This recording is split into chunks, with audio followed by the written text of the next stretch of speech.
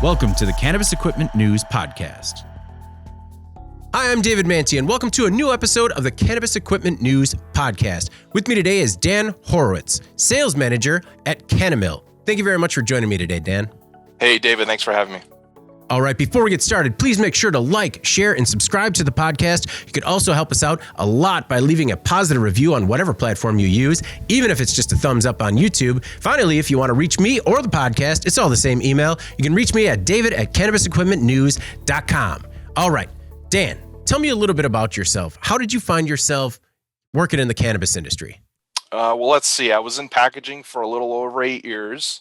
And it got to the point where I really wanted to change and I wanted to try something new. So my brother-in-law was a recruiter located in the Buffalo, New York area. And I reached out to him and asked, you got anything interesting, any new jobs that might be of interest to me? And he said, have you ever thought of selling into the cannabis and hemp industry? And I said, no, but tell me more. So after a few conversations, I ended up meeting with the folks at Shooty Hammer Mill. And I ended up taking the role as sales manager of their cannabis division called KannaMill. So was KannaMill a thing yet when you started, or was it still kind of getting off the ground? It was an established brand since 2017. So when I arrived in 2019, it had already been established for about 2 years. Had already a great client base. I think at the time I arrived, we had over 80 installations worldwide for our equipment in the cannabis and hemp space. And they needed someone to focus solely on cannabis and hemp. And that's why they brought me on board. You reached out because you came to cannabisequipmentnews.com and noticed that, we kind of had a hole in terms of our coverage. We weren't covering milling and shredding equipment, and you just said that was a big gap. What is it about milling and shredding equipment that, the CEN audience needs to know?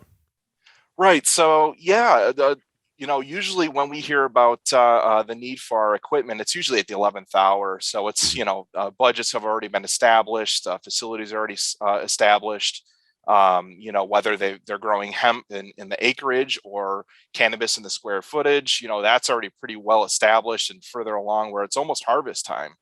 And we're contacted, like I said, at the very last possible moment. And, I really thought that was very interesting that no one really knows much about hammer mill or shredding equipment. And I thought, I think it would be great for us to really get our name out there via social media and doing podcasts like this and let everyone in the public know what our equipment does and why it is so efficient in that process. What does milling and shredding equipment do? What it essentially does is it takes raw product, whether it's in stock format, broken up format after decortication, whether it's bucked and it's flour and trim, and it basically takes that raw biomass and reduces it in size and basically outputs a uniform particle size. Mm-hmm. Why is it that these customers aren't getting to you until the 11th hour, right when they're harvesting?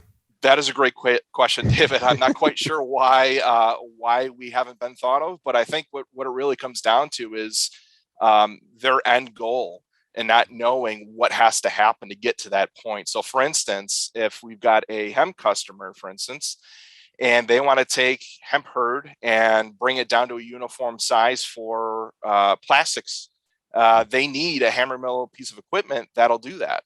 Whether it's a shredding piece of equipment, whether it's a hammer mill, we also sell pelletizing equipment. So really, I think it has to come down with their end use and who is requiring those certain particle sizes. That makes sense in hemp. In cannabis, is it trying to get uniform particle sizes for pre-rolls? And what are some of the other things that, is it that they're looking to make pre-rolls and all of a sudden they realize they're kind of missing a step? In a way, yeah. Again, after they're bucking the material, it's, what are we going to do with this raw biomass? And if it's for extraction, so whether it's CO2 or ethanol or butane or propane or any of the other extraction methods, whether it's for pre-roll, over the past year, we've taken a lot of inquiries and calls about fresh frozen processing for live resin, live rosin. So so that mill can really be used for a lot of different end products. One of the things I found interesting was you found out about some of the applications and how the equipment was being used on Reddit. That is correct. Yeah. So back in, I would say the early 2000s or so, prior to my arrival, we started to notice that our equipment was being sold into industries that weren't really identified. And we Okay. later found out years later that our equipment was being used for cannabis and hemp. So back in 2016, we ended up partnering with a few processors and extractors across the country to help identify, what sort of characteristics are required within the hammer mill space. What did we have to do with our equipment to fine tune it and make sure that we do process that material efficiently. And then in 2017, like I said earlier, we did launch our KannaMill brand. So what, they just got a Google alert saying you guys are actually No, I'm not quite sure. I think it may have been a previous customer that ended up seeing it on the Reddit site and ended up mentioning it to us. When you partnered with those processors across the country, do you know who some of those were and, sort of what that early relationship was like? Yeah, so we ended up partnering with a pre-roll company on the West Coast and an extraction company on the East Coast. So not that we chose that specifically, but those were the two guinea pigs that we ended up identifying at the very beginning.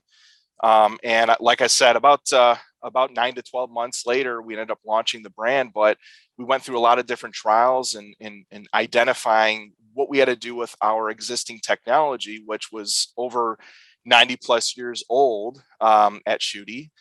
And again, we perfected some of the internal components of the mill to make sure that we do process that material efficiently. What other, the products that were customized for cannabis and hemp, what other industries were they serving and what were some of the changes that you had to make to the equipment to make it work?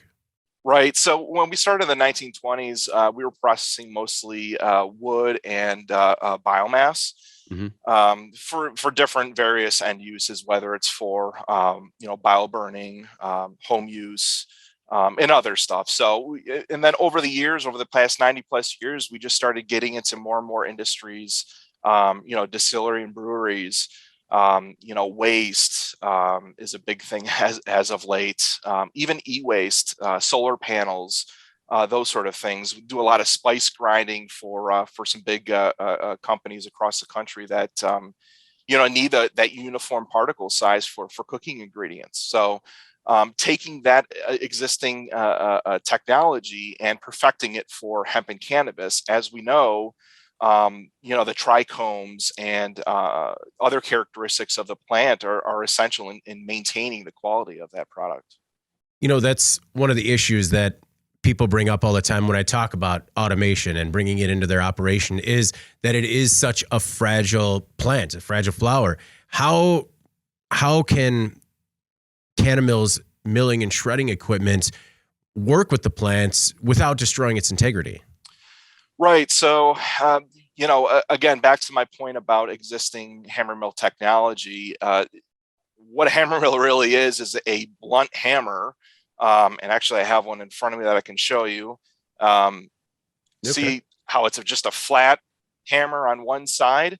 And it's the same on the other side traditionally, but we ended up fine tuning the edge of that hammer right here. You can see here, it's kind of like a beveled edge hammer.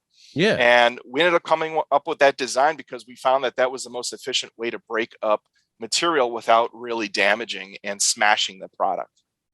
Was that one of the hesitations when you started working or when KannaMill started working with these processors on the East and West Coast, just that, maybe they thought it would be too much of a blunt object?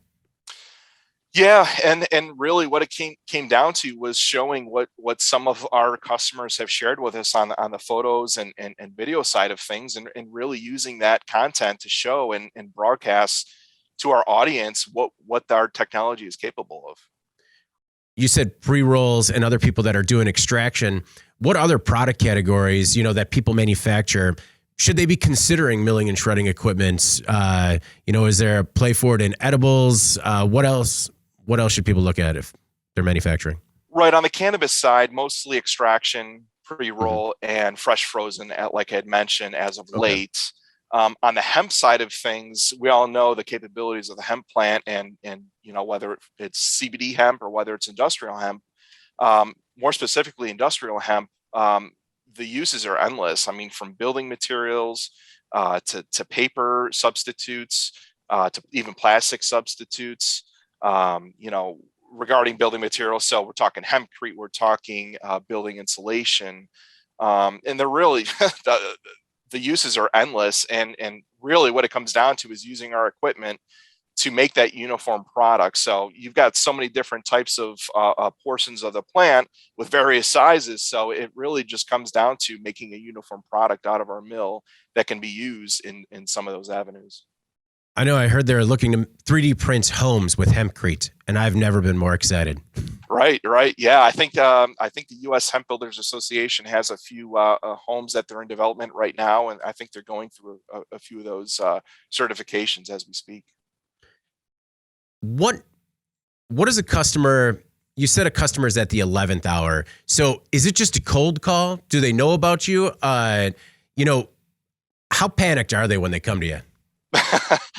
Good question. So usually what we do is we sometimes do email blasts, but we usually depend on people coming to us. We have a steady flow of people finding us, like I said, at the very last possible minute when they say, hey, look, we need a shredder, we need a mill, we need something. So a simple Google search, and we're usually in the top 3 of results of what they're looking for. So, and I think it really helps that we do have a dedicated hemp and cannabis brand that can serve those industries. What type of lead time are people looking at right now? Are you guys at all impacted by the material shortage?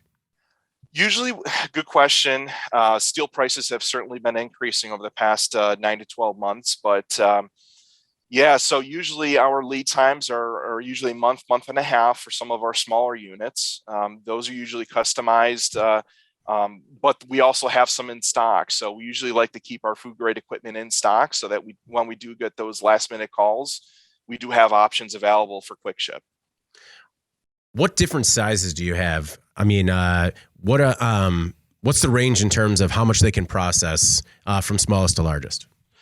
Right. Good question. So, again, to my point about being 90 plus years old and our parent company, we've got over a dozen different style hammer mills and shredders with over a dozen different sizes within each family. So we really have a good range of equipment that we can offer at variable scaling throughputs. So, I mean, we're talking anywhere from 100 pounds to 600 pounds an hour. It's up to 20 tons per hour, depending on what that application is.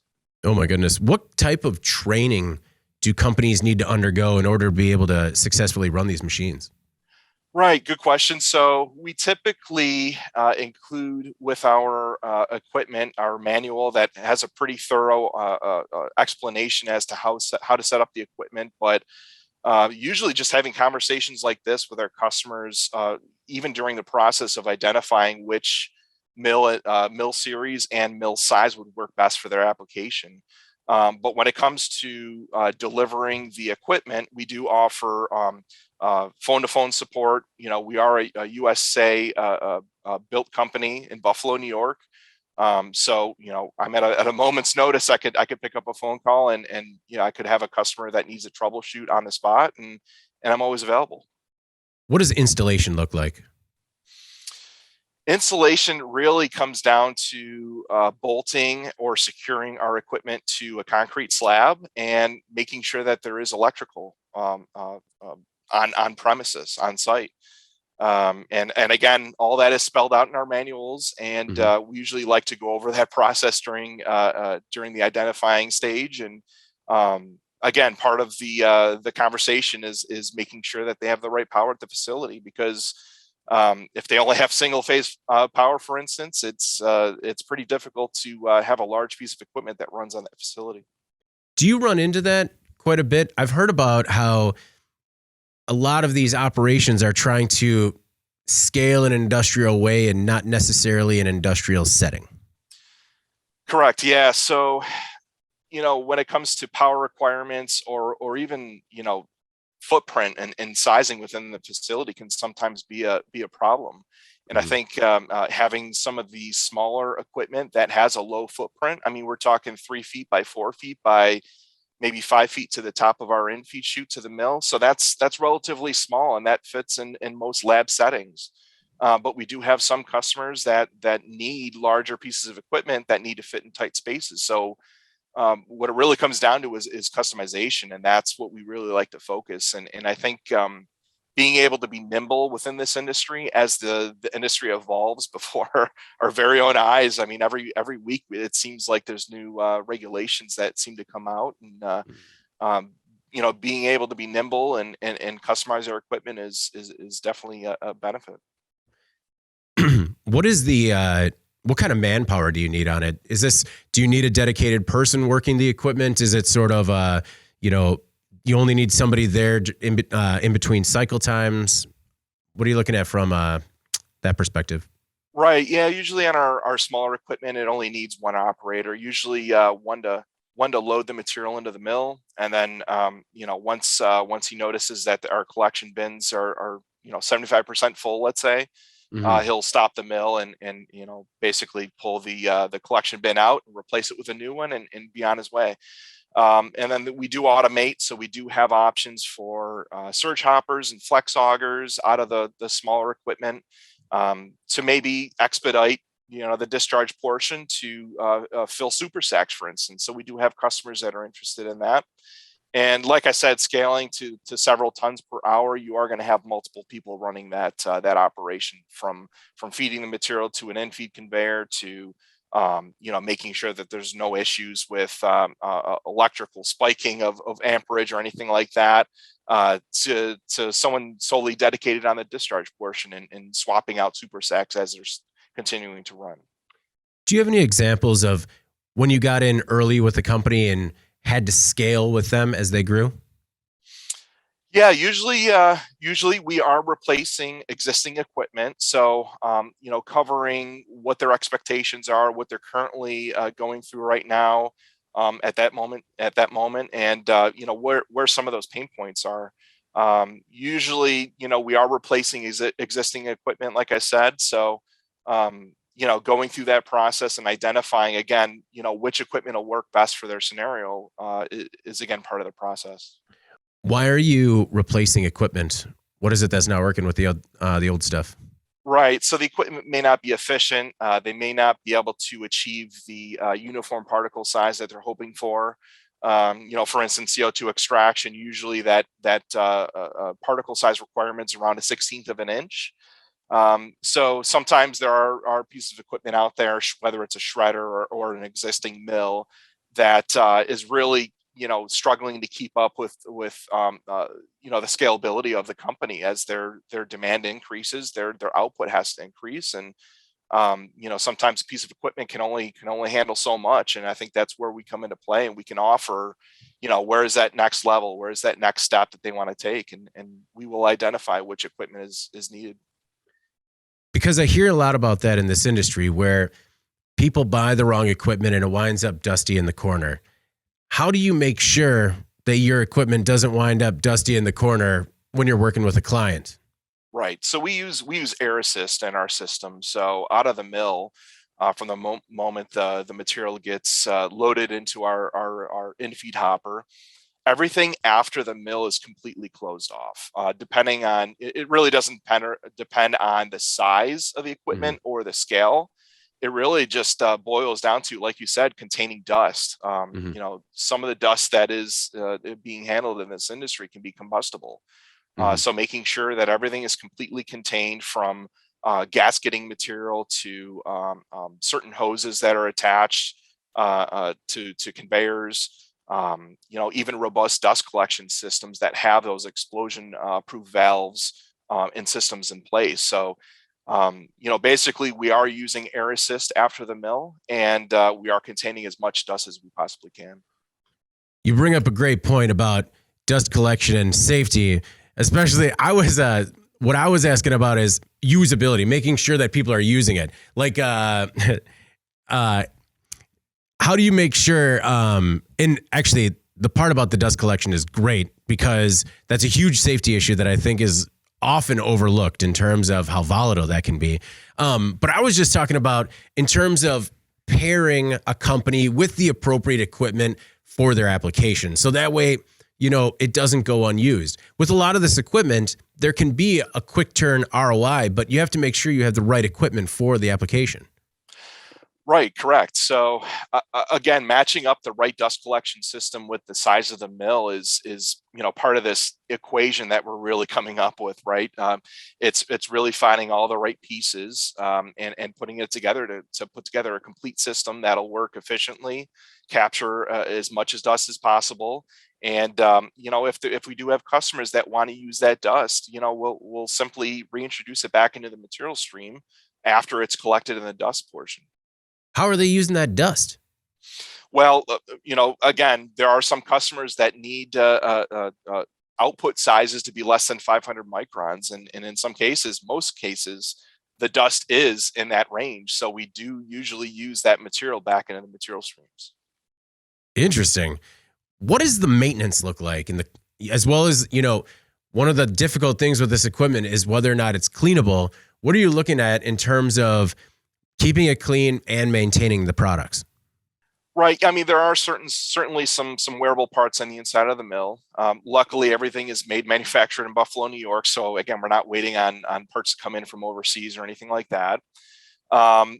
Typical maintenance, I would say, outside of carbon steel would be to just clean it with compressed air, isopropyl alcohol, and using the dust collector to your advantage, and usually suck up all the extra material that may be clinging to the inside of the mill. Carbon steel is a little more sensitive, as you know, it will rust if you introduce water or anything like that to it. So that's a little more temperamental, but our stainless steel and food grade units can be cleaned with air and isopropyl alcohol. What about maintenance? Do you offer maintenance as a service, or is it something that your clients typically do on their own? We don't offer it as a service. We usually make suggestions. And again, usually that's spelled out in our manuals, but we do like to have conversations and really bring it to their attention and how to maintain the equipment properly.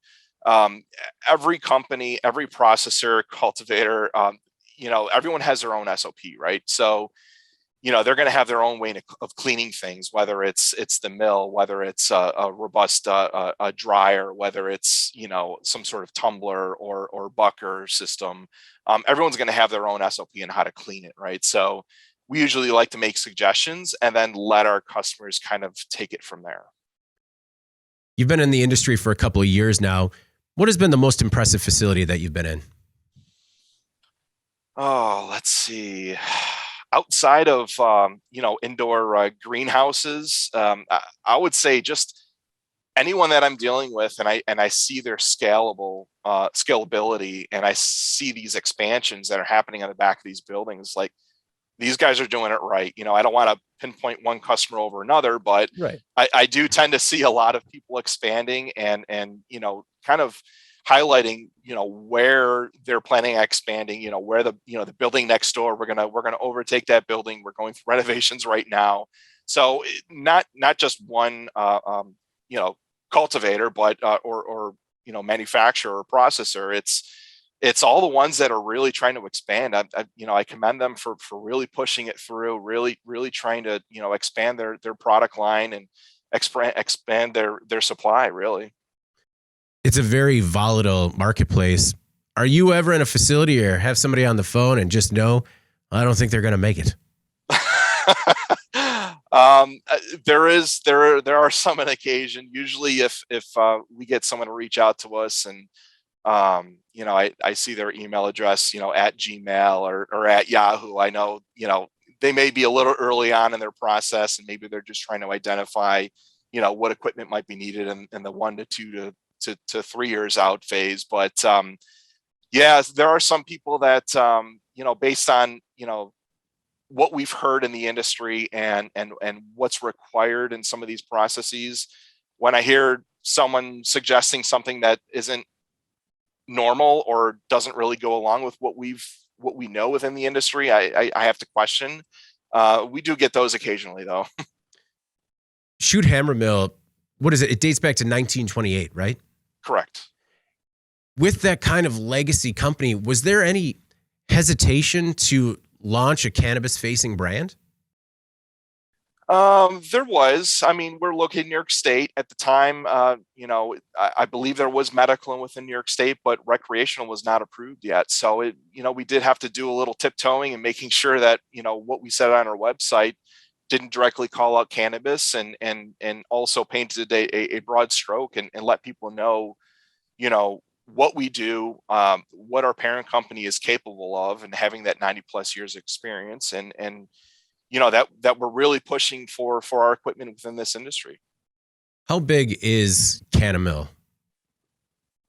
Well, we have over 100 installations worldwide. Again, we've got scalable equipment. So from a size perspective, our equipment can get quite big. But I would say, we do have mills in just about every state in the United States. We have several up in Canada.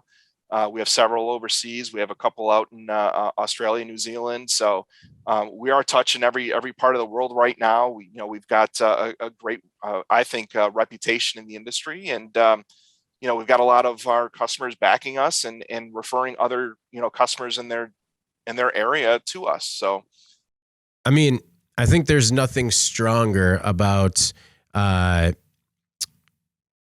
about a company than a referral. Absolutely. It's I think that's the strongest thing that you can say about a business.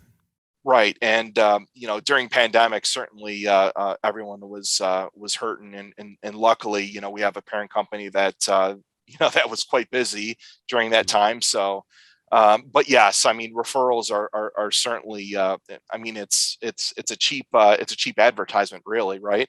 Mm-hmm. And year over year from 2020 to 2021, we saw our referrals double. So, Oh, wow. I think it just goes to show that our equipment is robust. It's around to stay, and we're growing with the industry. You said you're in every state. What are some of the states that you feel are the most promising? Yeah, West Coast for sure. Obviously, I'm really intrigued with what's going on in the Northeast right now. Maine and Massachusetts are already established. Washington D.C., New York State just recently over the past year. Connecticut, Rhode Island. So there's a lot of good states that are really pushing for it in the Northeast. I'm excited for the Northeast. We're located in the Northeast, so I'm pretty excited about what's happening in the Northeast right now. Is KannaMill hotter on the opportunity in cannabis or the hemp industry? Good question. So cannabis, we're certainly a big player in cannabis.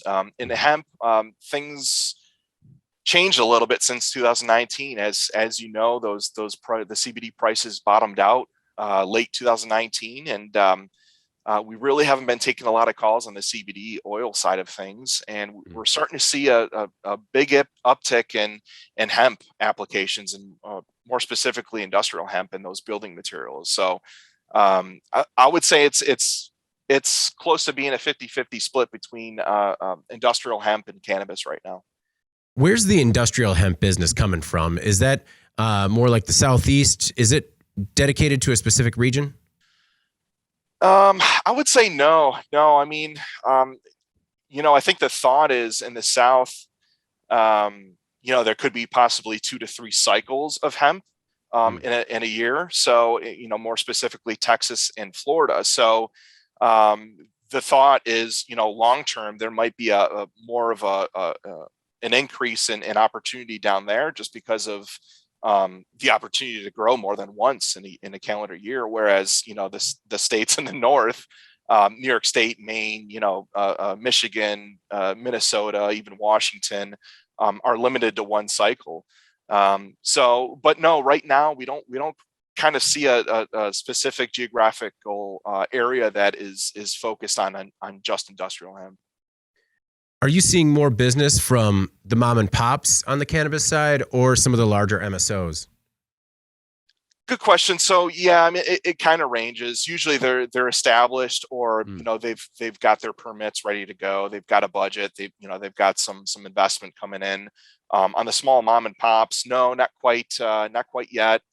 Usually those people are planning to eventually get permits, but usually they already have the permits. They've got a budget that they have in mind.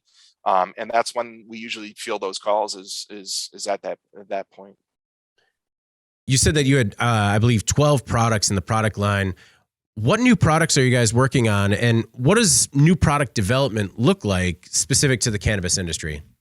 Right. So we actually just relaunched our website.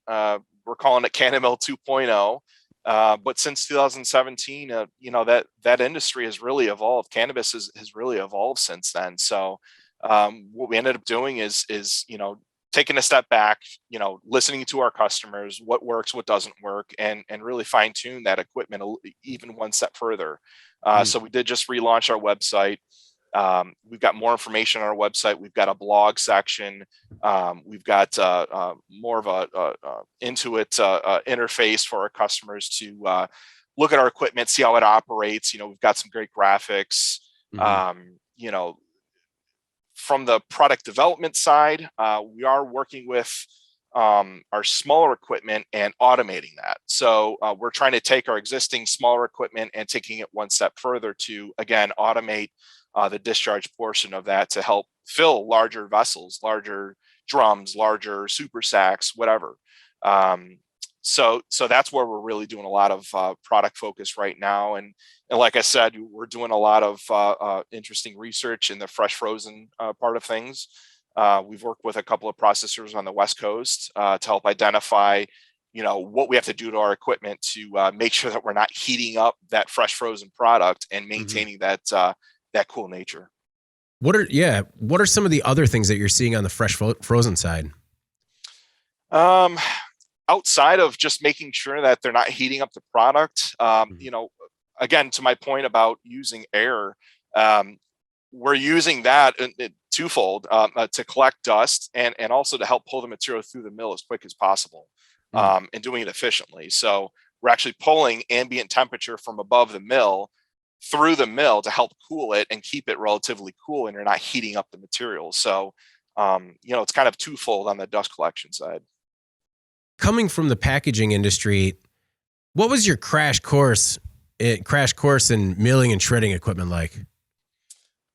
It was interesting. There were a few projects when I had arrived that were in development and further along on developing on our side as far as manufacturing.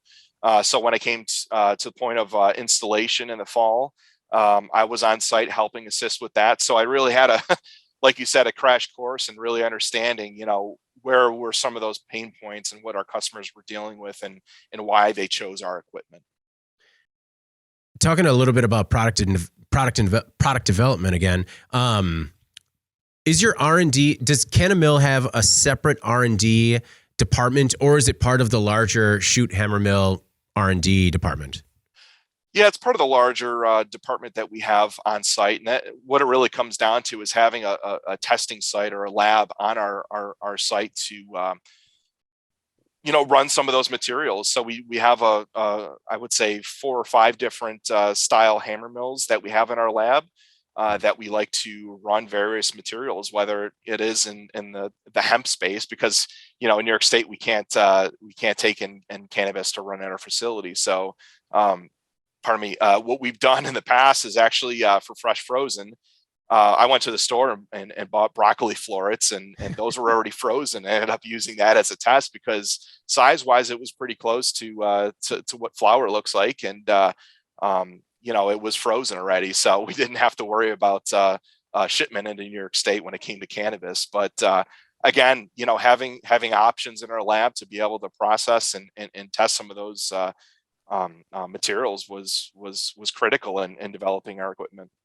Well, that is something that is just crazy to me, is that some of these product developers are creating equipment for an industry that they can't even like test it on site as a result of some of these restrictions. Right. Yeah. and luckily hemp is pretty close to what cannabis is. And, I know the trichomes may be different and, the structure may be slightly different, but it gives us a pretty good basis and basis to go on and at least trial it and run it at our facility and see how it operates. You mentioned the new website. What are some of and as well as the blogs and product information, what are some of the things people could check out, to get a little bit more information? You talk about educating the public being key. What are some of the resources that you guys have available for people? Right. So we're working on new collateral right now. So it's not quite up on the website right now, but we are working on new brochures that highlight some of the different style hammer mills that we offer. Revamping all the case studies that we have with all the customers that have been nice enough to give their testimonials. We have a lot of visuals. We do have a dedicated YouTube channel that has a lot of the videos from our test lab, a lot of the on-site installations. Like you said, we do have a blog page now. We didn't have that before, and just kind of putting that all into one website that has it all. Really giving our customers every bit of tool that they need without having to have a conversation with us over the phone. I think is really the meat to this KannaMill 2.0. What's next for KannaMill? What can people expect from the company? Yeah, good question. Well, the first step was launching KannaMill 2.0. Next step is really pushing the boundaries, pushing the envelope.